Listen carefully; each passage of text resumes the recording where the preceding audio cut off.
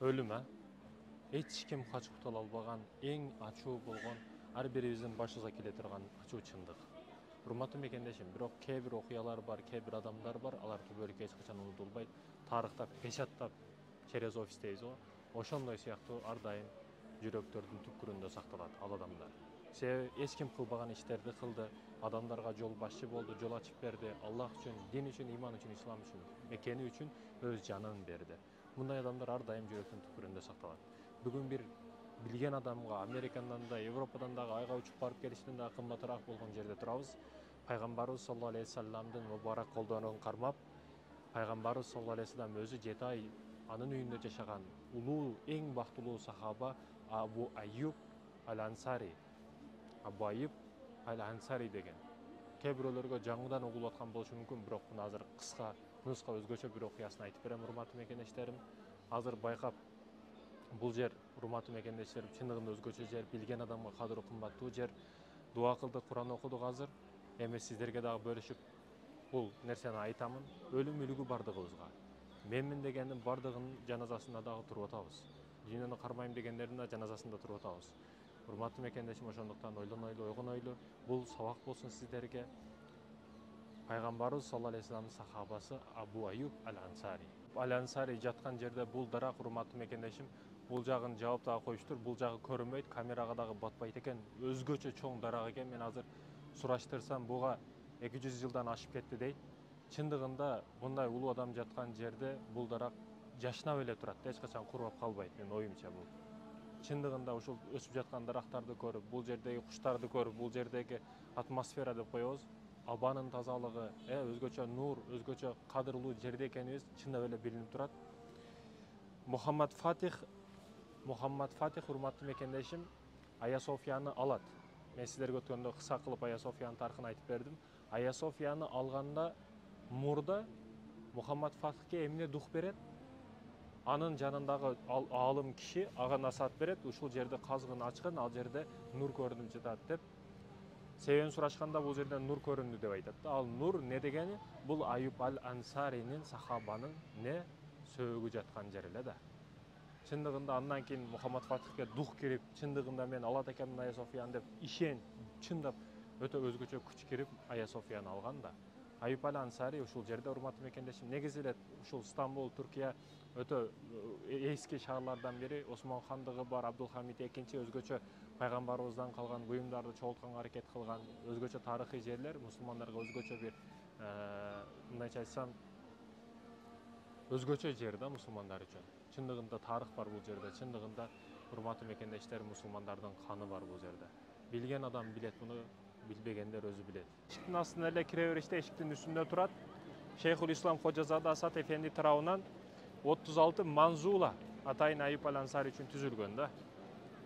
Бисмилла деп ичине киребиз. Бисмиллахир-рахманир-рахим. Албетте, урматтуу мекендештерим, бул ошол сахабабыздын мүрзөсү, жанында турабыз. Урматтуу мекендештерим, келиш баарыбызга насип кылсын. Дуа кылабыз, дуада болуңуздар. Чындыгында өзгөчө жер. Кээде ушул жерге келип атын дагы айта албай калат экенсиң. Мен азыр өзүмдө болуп атат бул маселе. Чындыгында өзгөчө нурдуу, өзгөчө касиеттүү жер. Себеби пайгамбарыбыз саллаллаху алейхи вассалам менен чогуу жашаган сахабада келип, ошол сөөгү турган жерде келип 2 рекет намаз окуш ар кимге насип кыла бербейт. Буга маани бериңиздер, урматтуу мекендештерим. Аллах Тааладан жалбарып дуа кылабыз ушул жерден. Аллахым Кыргызстаныбызды өнүккөн өлкөлөрдүн катарына койсун. Аксакалдарыбызга ыйман берсин, жаштарыбызга кыдаят берсин. Ак жолдо көрсөтүп, ак жолдо жүрүүнү насип этсин, арамды арам көрсөтүп, арамды агыз кылсын. Кыргызстаныбызды өнүккөн, өскөн мамлекеттердин катарына койсун.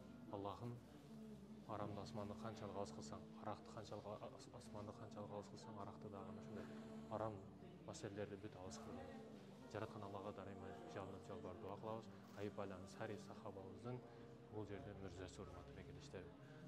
Көбүрөөк дуа кылыңыздар, дуада болуңуздар. Бул сахабалар пайгамбарыбыз саллаллаху алейхи вассалам айтат: асманда көрүнгөн жылдыз сыяктуу менин сахабаларым, кайсы бирине ээрчилиңер адашпайсыңар дейт да. Ошондуктан сахабалардан үлгү алайлы, пайгамбарыбыздан үлгү алайлы, урматтуу мекендештерим, аракет кылайлы. Биз дин үчүн эмне кылып атабыз, сиз мен эмне кылып атабыз, бул маселеге маани берели. Бул, урматтуу мекендешим, Айюб ал-Ансари атындагы мечит. негизи эле ушул регион, ушул айыл, ушул жер Аюп аль-Ансаринин урматына сөөгү табылгандан кийин ошонун атына коюлуп калган. Азыр бул жерде Аюп аль-Ансаринин сөөгү жаткан жердин алды тар болгондугу байланыштуу ал жерден чыгып эле бул жака кирип ибадат, намаз окуйсуздар. Сөзсүз түрдө келген учурда 2 рекет шүгүр намазын окуңуздар. Себеби мындай жерге келиш ар кимге насип кыла бербейт. Мисалы Америкага барасыңбы же бияка келесиңби десе, мен жеке өзүм ушул жака келишти тандаймын да. Себеби бул жерде окулган намаз, бул жердеги мээнет, бул жердеги эмгек Америкадан жогору турат. Айтайын деген маселе ушул, урматтуу мекендешим. Азыр намаз окуйбуз. Бисмилла. Урматтуу мекендештерим, ошол эле учурда бул мышык жөнөкөй мышык эмес. Бир көзүн байкасаңыздар башка түстө, бир көзү башка түстө. Бул ошол Аюп аль-Ансари жаткан мүрзөнүн жанындагы мүрзөдөгү мышык экен. Негизи эле бул жерде урматтуу мекендешим азыр намазда окуп чыктык. Колдор бошошуп, өзгөчө булугуп, ыйлап, дартарыбызды айтып жеңилдеп. Эмне үчүн эң бактылуу сахаба Абу Аюп аль-Ансари? Пайгамбарыбыз саллаллаху алейхи вассаламдын учурунда бир өзгөчө окуя болуп өтөт. Арабтарда ушул чачка уйкусу кылат, кичинекей кыска уктайт, ошол түшкө жакын күн өтө ыстык болот, ал жерде билесиздер. Ошо кичине уйку кылышат. Ошол учурда бардык уйкуда Абу Бакр радиаллаху анху уктай албастан сыртта эле. Умар ибн Хаттаб сыртка чыкса, Абу Бакр радиаллаху анху уктабай жүрөт. Абу Бакр, эмне үчүн уктабай жүрөсүз? Эмне себеп болду десе, Абу Бакр радиаллаху анху ачкалыктан уктай албадым, ошон үчүн сыртка чыктым дейт. Умар, сиз эмне үчүн чыктыңыз дегенде, Умар ибн Хаттаб дагы мен да ошо ачкалыктан эки жака оодарылдым, уктай албадым, сыртка чыктым дейт да. Андан кийин бир аз тургандан кийин пайгамбарыбыз саллаллаху алейхи вассалам келет. Пайгамбарыбыз саллаллаху алейхи вассалам келип, Абу Бакр радиаллаху анху пайгамбарыбыздан сурап, сиз эмне үчүн уктабай атасыз десе, пайгамбарыбыз саллаллаху алейхи вассалам эки сахабага силерди чыгарган, эшикке сыртка чыгарган нерсе мени дагы сыртка чыгарды дейт да. Ошентип жооп берет. Пайгамбарыбыз саллаллаху алейхи вассалам эки сахабага, Умар ибн Хаттаб, Абу Бакр радиаллаху анхуга кайрылып, мен силерди конок алып барайын бир жерге деди. Бизде да өзгөчө бир неме болот, устаздарыбыз кээде чакырып, кел ушул жака конокко кел, ушул жерге ифтарга кел деп чакырып турат. Бул өтө өзгөчө бир сезимдер да. Кубанып каласың, устазың өтө күчтүү адамдар сени чайга, ифтарга чакырса, бул өзгөчө үйүнө чакырса, бул ишеничтин белгиси да. Пайгамбарыбыз саллаллаху алейхи вассалам Абу Бакр Сыдык радиаллаху анху, Умар ибн Хаттабты алып конокко жөнөйт. Бул бактылуу сахаба ким эле билесиздерби? Аюп аль-Ансари болчу, урматтуу мекендештерим. Урматтуу мекендештерим, эмне үчүн пайгамбарыбыз Абу Аюп аль-Ансарини тандады? Себеби анын үйүнө пайгамбарыбыздын махабаты өзгөчө эле. Себеби пайгамбарыбыз учурунда анын үйүндө жашаган. Пайгамбарыбыз саллаллаху алейхи вассалам Меккеден Мадинага хижрат кылып көчүп келгенде, пайгамбарыбыз саллаллаху алейхи вассаламдан көп сахабалар суранышкан. Келиңиз, бизди үйүнө жашаңыз, үй салынганга чейин деп өтө көп сахабалар суранган, бирок пайгамбарыбыз менин төбөм кайсы үйгө барып токтосо, ошол үйдө каламын дейт. Пайгамбарыбыз саллаллаху алейхи вассаламдын төсү барып, ошол эң бактылуу сахаба Абу Аюп аль-Ансаринин үйүнө токтойт. Пайгамбарыбыз саллаллаху алейхи вассалам анын үйүндө кала турган болот. Абу Аюп аль-Ансаринин үйү 2 кабаттуу болчу. Пайгамбарыбыз саллаллаху алейхи вассаламга экинчи кабатына орунду даярдашат. Абу Аюп аль-Ансари пайгамбарыбызга кайрылып, "Я Расулулла, экинчи кабатта орунду даярдап койдук, кириңиз" дейт. Пайгамбарыбыз, "Жок, мага биринчи кабат жакшы". "Жок, жок, суранычы, өтүнөмүн, экинчи кабатка чыгыңыз, Я Расулулла". "Жок, мага биринчи кабат жакшы. Мага көп адам келип кетет. Мага зияратка көп келишет, эл көп болот, биринчи кабат мага ылайыктуу" деп жооп берет. Абу Аюп аль-Ансари өтө суранат, бирок экинчи кабатка өздөрү чыгат, бала бөлмөсүнө, пайгамбарыбыз биринчи кабатта калат. Ошондой күндөр элестетсеңиз өзгөчө, мындай бакыт. Мен мисалы дүйнөмдү берет элем. Пайгамбарыбыз саллаллаху алейхи вассалам бир күнү үйүңүзгө конокко келсе, бүгүн сиз кандай болосуз? Баягы уятсыз кинолорду, дистерин жоготуу үчүн, интернетте историяларды өчүрүш үчүн даярданып каласызбы? Же мынау менин саткын досум, мынау мени алдап кетти деп дартыңызды айтыш баштайсызбы? Бүгүн кокус пайгамбарыбыз конокко келип калса, эмне кыласыз, урматтуу мекендешим? Же каза кылып, же багымдатка уктабай, уктап калып, багымдатка тура албай жаткан күндөрүңүз менен мактанасызбы? Пайгамбарыбызга эмне деп жооп бересиз? Кокус конокко келип калса. Ар бирибиз ойлонушубуз керек. Абу Аюп аль-Ансаринин үйүндө пайгамбарыбыз саллаллаху алейхи вассалам. Абу Аюп аль-Ансари уктай албайт, түнү менен уктай албай чыгат. Себеби астында жөнөкөй адам уктаткан жери жок. Пайгамбарыбыз саллаллаху алейхи вассалам биринчи кабатында. Биринчи түн уктай албай чыгат, пайгамбарыбызга түшөт, суранат, пайгамбарыбыз жок дейт. Экинчи түнү уктай албай, аялы ойгонуп кетип, "Я Аюп, эмне үчүн уктабай жатасыз?" десе, астында ушундай улуу адам жатат, мен кантип уктайын, кантип бутумду кеңири жазайын деп жооп берет. Ошентип уктай албай чыгып пайгамбарыбыздан суранат, пайгамбарыбыз жок дейт. Үчүнчү күн дегенде Аюп аль-Ансаринин жубайы сууну төгүп жиберет. Ayub al-Ansari пайгамбарыбыз саллаллаху алейхи вассаламдын айтат, суу түшүп калбасын деп өзүнүн үстүндөгү көйнөгүн жечип баягыларды сууну жибитип көйнөгүнө сордуруп алат. Бизде жуунуп атат, гусул кылып атат деп ойлоп калбасын пайгамбарыбыз деп кыжалатчылыктан өзүнүн кийими менен болгон тапкан нерсеси менен баягы сууну сиңирип алат, урматтуу мекендешим. Пайгамбарыбыз саллаллаху алейхи вассаламдын мээрими кандай эле, махабаты кандай эле. 3 күн, 4 күн, 5 күн уктай албай чыгып атат пайгамбарыбыздын үстүндө. Кандай улуу адам да, урматтуу мекендешим. Ayub al-Ansari ошентип таңда түшүп пайгамбарыбызга сурангандан кийин пайгамбарыбыз экинчи кабатка чыгат. Пайгамбарыбыз саллаллаху алейхи вассалам анын үйүндө 7 ай жашайт. Андан кийин пайгамбарыбызга башка үй курулат, пайгамбарыбыз ошол жака көчүп чыгат. Эми баягы биринчи кыссага, хикаяга кайталы. Пайгамбарыбыз саллаллаху алейхи вассалам, Абу Бакр радиаллаху анху, Умар ибн Хаттаб үчөө Ayub al-Ansari'nin үйүнө коного келет. Ayub al-Ansari эшикти ачат, кылатканда сүйүнүп кубанып кетет. Бул катастрофа, бул айтып бере албайт да. Мына мисалы сиз жөн эле үйүңүздө отурасыз, эшигиңиз тыкылдады, звонок басылды, эшикти ачсаңыз, Чубак устаз менен Абдышүкүр устаз турат. Канчалык сүйүнүп кетесиз.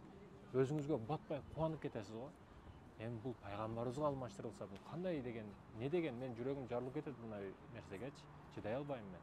Ayub al-Ansari да шок абалда пайгамбарыбызга киргизип, колдо үйдө тапкан нерсесин берип, эмне тапса бардыгын берип, курмаларды дагы үзгөнгө эме кылбастан шагы менен эле сындырып пайгамбарыбыз дасторконуна коет. Пайгамбарыбыз саллаллаху алейхи вассалам ошол жерде дагы бир сабакты берип, Ayub, мынтип эме кылбагын, шагы менен сындырбагын, дарактарга зыян бербегин, мынтип курманы өзүнө терип келгин деп буйрат. Кой сойгон учурда дагы Ayub al-Ansari'ге айтып, кой сойгон учурда дагы баягы боозу болсо сойбогун, же сүт берип аткан баласы боло турган болсо сойбогун деп буйрат. Адамгерчиликтүү, эң күчтүү адилеттүү, чынчыл адам пайгамбарыбыз саллаллаху алейхи вассалам. Ар бир учурда сабак берет бизге. Ар бир турушу, жүрүшү, укташы, ар бир учуру биз үчүн үлгү, урматтуу мекендешим. Пайгамбарыбыздан башка кимге барабыз, урматтуу мекендешим? Мага таап бериңчи, пайгамбарыбыздан башка ким үлгү бар? Бирөө мындай адам, идеал адам деп айтып бериңизчи, эч ким жок. Идеал адам ошо пайгамбарыбыз саллаллаху алейхи вассалам, андан башкасы бардыгы ката күнөөкөр. Ошондой экен, урматтуу мекендешим. Пайгамбарыбыз саллаллаху алейхи вассалам үлгү ала турган адам экен, пайгамбарыбыздан үлгү алайлы. Пайгамбарыбыз саллаллаху алейхи вассалам. Дасторконго коюлду. Кургак, финик деп коебуз азыр, курма, анан ным, свежий, жаңы үзүлгөн курма. Пайгамбарыбыз саллаллаху алейхи вассалам дасторконду карап ыйлады. Абу Бакр радиаллаху анху сурады: "Я Расулаллах, эмне үчүн ыйлап жатасыз?" десе, пайгамбарыбыз саллаллаху алейхи вассалам дасторконго карап, "Ушул неаматтарга кантип акыретте жооп берет экенбиз? Ошону ойлоп ыйлап атам" дейт да. Анын дасторкондагы нерсе азыр биздин эң кедей, азыркы учурдагы эң кедей адамдын дасторкону андан көрө күчтүүрөөк. Бирок пайгамбарыбыз ошону сонун комфорт зона деп, сонун дасторкон деп ойлоп, кыяматты ойлоп, жоопкерчиликти ойлоп ыйлап атты да. Бүгүн биз холодильнигибиз толтура, жегенибиз алда, жебегенибиз аркада, мусор ящикке канчасы кетип атат. Буга өтө катуу жооп беребиз, урматтуу мекендештерим. Өтө катуу жооп беребиз. Ayub al-Ansari'nin зиярат мирзесин зиярат кылдык, албетте көптөгөн сабактарды алдык. Пайгамбарыбыз саллаллаху алейхи вассалам урматтуу мекендешим, чындыгында өзгөчө адам болгон да. Чындыгында өзгөчө адам болгон.